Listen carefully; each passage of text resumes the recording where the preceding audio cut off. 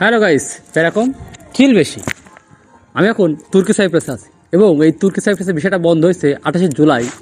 আর এই বন্ধ হওয়ার পরের থেকে বিভিন্ন ধরনের মামা, বিভিন্ন ধরনের চক্র, নানান রকম পেপার, নানান রকম বাসগুলো, নানান রকম পারমিট দিয়ে মানুষকে হয়রানি করতেছে।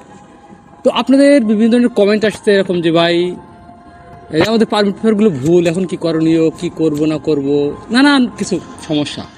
তো আজকে চেষ্টা করব আপনাদের এই যে সমস্যাগুলো এগুলো একটু তুলে ধরার চেষ্টা করব আপনাদের মাধ্যমে, এবং আরও চেষ্টা করব যে আসলে আপনাদের সাথে যে জিনিসগুলো ঘটছে আসলে সত্যটা কি। তো চলেন শুরু করা যাক। প্রথমত ভাই যে কথাটা আমি বলবো সেটা হচ্ছে, ভাই আপনি একটা পারমিট পেপার পাইছেন এবং একটা বাস ব্যুরো পাইছেন, এইটা ফেক, ঠিক আছে?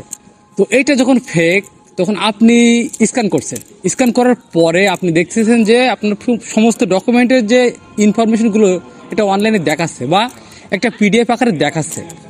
তো এটা আপনি কনফিউশন, অনেকে কী করছে, অনেকে হয়তো বা আমার কাছে দিচ্ছে, ঠিক আছে, অনেকে আমার কাছে পাঠাচ্ছে ভাই যে এটা একটু চেক করে দেন। তো আমি যখন এটা চেক করে দিচ্ছি, দেওয়ার পরে হচ্ছে কি যে ভাই আমি যখন স্ক্যান করতেছি তখন তো এটা আপনার আমার সব ইনফরমেশন দেখাচ্ছে। তো আপনি কীভাবে বলছেন এটা ফেক? হ্যাঁ ভাই, আমি বলি, আমি অনেক আগে একটা ভিডিও দিছিলাম, তারপরে আরও একটা ভিডিও দিয়েছিলাম, তারপরে আরও একটা ভিডিও দিছি। তোমার আই বাটনের যে ভিডিওটা আছে এই ভিডিওটা আপনি গেলে এর নিচে প্লে লিস্টে দেখবেন আরও 2টা ভিডিও আছে, 2-3টা ভিডিও পাবেন আপনি। তো এই ভিডিওগুলো যদি আপনি একবার চেক করেন তাহলে দেখতে পাবেন যে এখানে আমি কি বলছি। এখানে বলছি যে ভাই প্রথমত যদি আপনি স্ক্যান করেন তাহলে আপনার অ্যাড্রেসটা ফলো করবেন, সরকারি ওয়েবসাইটটা ফলো করবেন।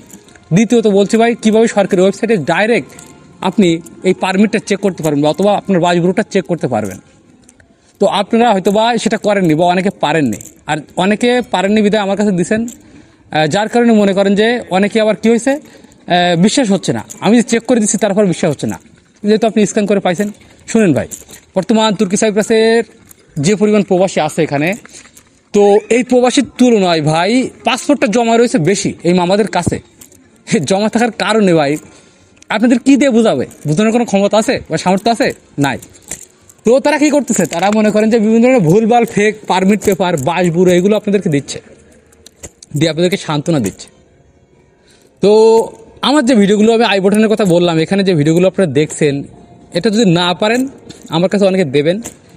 তো মেন সমস্যা যেটা সেটা হচ্ছে যে ভাই আমাদের স্ক্যান করে পাচ্ছি। ভাই শোনেন, বিষয়টা হচ্ছে যে এই তুর্কি সাইপ্রাসে অল্প কিছু টাকা খরচ করলেই এরকম স্ক্যানার সহ বাস ব্যুরো অথবা পারমিট পেপার পাওয়া যায়, ঠিক আছে? তো অনেক হয়তো বা কমেন্ট করতে পারে ভাই তাহলে আপনি কয়েকটা দেন। ভাই আমি দিব কেন? আমি তো কারোর কাছে পাসপোর্ট বা টাকা নেয়নি, তাহলে আমি কেন এই ফেক পারমিট বা বাস ব্যুরো দিব? আমার দরকার নাই ভাই। তবে আপনারা যেগুলো পাচ্ছেন স্ক্যান করে ইনফরমেশন, এগুলো সবই ফেক এবং এখানে 100%ই ফেক। এখানে নিশ্চয়তা কোনো গ্যারান্টি নাই যে এটা সত্য, 1%ও সম্ভাবনা নাই। দ্বিতীয় যে ব্যাপারটা সেটা হচ্ছে ভাই যে আমরা অনেকে বলতেছে ভাই অনেক আগে পারমিট পেপার পাইছে, 1 মাস হয়ে গেছে, কারোর 15 দিন আগে শেষ হয়ে গেছে মেয়াদ, কারোর 20 দিন আগে মেয়াদ শেষ হয়ে গেছে এই পারমিট পেপারগুলোর। তো ভাই আমাদের এটাকে রিনিউ হবে? দেখেন ভাই, একটা মামা যখন অনেক কষ্টের পরে, অনেক দৌড়াদৌড়ি ছোটাছুটির পরে, অনেক টাকা খরচ করার পরে একটা পারমিট পেপার বের করে, তখন সে কি চায় যে কোনো না কোনোভাবে এটার ডেট এক্সপায়ার হয়ে যাক? সে কখনোই চায় না, কারণ আপনাকে নিয়ে আসতে পারলে তার একটা বেনিফিট থাকবে, কিছু লাভ থাকবে। তো সে কখনোই চাইবে না যে একটা অরিজিনাল সঠিক পারমিট পেপার বের করতে পারলে আপনাকে নিয়ে আসবেন, এরকম চিন্তা ভাবনা সে কখনোই করবে। সে যতদূর সম্ভব চেষ্টা করবে যে আপনাকে নিয়ে আসার, সেভাবে আপনাকে নিয়ে আসা যায়, ঠিক আছে? তো আপনি যেহেতু পারমিট পেপার পাইছেন তারপর আপনি আসতে পারেননি, তার মানে কি? তার মানে আপনি যে পারমিট পেপারটা পাইছেন ভাই এটা সম্পূর্ণ ফেক, এটা একটা ফেক পারমিট পেপার, যার কারণে আপনার মেয়াদ উত্তীর্ণ হয়ে গেছে, অর্থাৎ ডেট এক্সপায়ার হয়ে গেছে, আপনি আসতে পারেননি। এবং আপনাদের অনেকের প্রশ্ন এরকম যে ভাই আমার মামা বলছে যে এটা নাকি মেয়াদ উত্তীর্ণ হওয়ার পরে এটা নাকি আবার রিনিউ করে আমাদেরকে নিয়ে যাবে। ভাই কখনোই সম্ভব না, একটা ফেক পারমিট পেপার কখনোই রিনিউ করা সম্ভব না। তো আমার এর আগে অনেক ভিডিও আছে ভাই, তো আপনারা চাইলে ভিডিওগুলো একটু চেক করতে পারেন, পিছনে অনেক ভিডিও আছে, আমি এই সম্পর্কে অনেক কিছু বলছি ভাই। তো আজকে শর্টলি একটু বলার চেষ্টা করলাম। তো এই যে রিনিউ করার যে ব্যাপারটা ভাই এটা আসলে সম্ভব না, এটা রিনিউ হবে না। আরও একটা ব্যাপার সেটা হচ্ছে ভাই আপনারা বলছেন ভাই আমার 2 বছর হয়ে গেছে পাসপোর্ট জমা দেওয়া, 3 বছর হয়ে গেছে পাসপোর্ট জমা দেওয়া। তো অনেকে বলতেছে, অনেক মামা নাকি বলছে যে নির্বাচনের পরে বিষয়টা খুলবে বা নির্বাচনের পরে বিষয়টা বের হবে। অনেকে আবার বলতেছে যে না না দেখো, বাংলাদেশের বিভিন্ন সমস্যার কথা বলে নাকি বলতেছে যে ভিসাটা বন্ধ হয়ে গেছে, আবার নাকি ভিসাটা খুলবে। আবার অনেকে আমার কিছুদিন আগে বললো ভাই পুজোর বন্ধ দিছে, এই জন্য নাকি পুজোর ছুটির কারণে নাকি এখানে ভিসাটা বন্ধ হয়েছে বা ভিসাটার কাজ একটু কম এগোচ্ছে। ভাই এসবগুলো ফেক কথাবার্তা। আচ্ছা, আপনাদের মনে হয় তুর্কি সাইপ্রাস আর বাংলাদেশ এর ভিতরে কোনো সম্পর্ক আছে? তাই যদি থাকতো ভাই, তাহলে নিশ্চয়ই বাংলাদেশে তুর্কি সাইপ্রাসে একটা এম্বাসি থাকতো, যেমন পাকিস্তানে আছে এম্বাসি।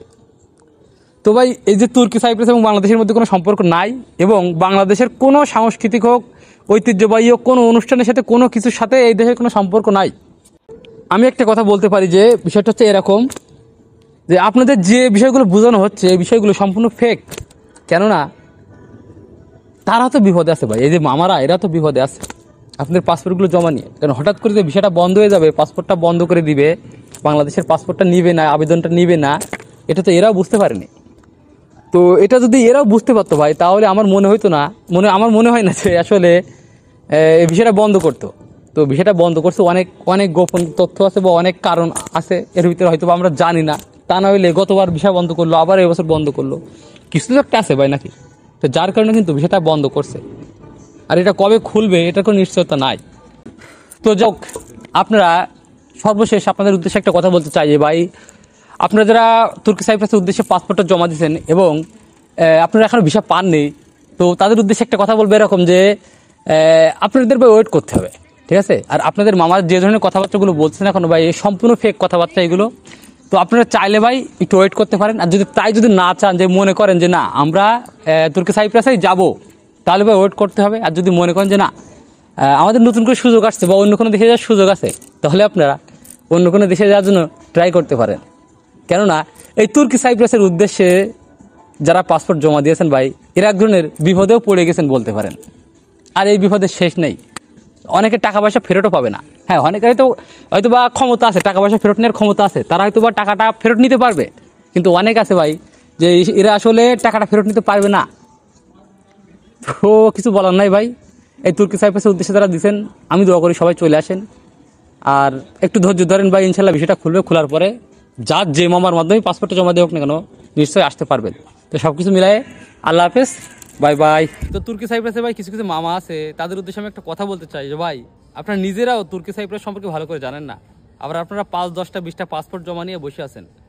ভাই নিজে ভালো করে জানুন, বুঝুন, তারপরে একটা মানুষের কাছ থেকে পাসপোর্ট নেন, টাকা নেন। মানুষদেরকে ভাই বিপদে ফেলায়েন না ভাই, ঠিক আছে? আপনি নিজেই কিছু জানেন না তুর্কি সাইপ্রাস সম্পর্কে, অথচ আপনি পাসপোর্ট নিয়ে বসে আছেন। এইভাবে মানুষকে ভাই বিপদে ফেলায়েন না।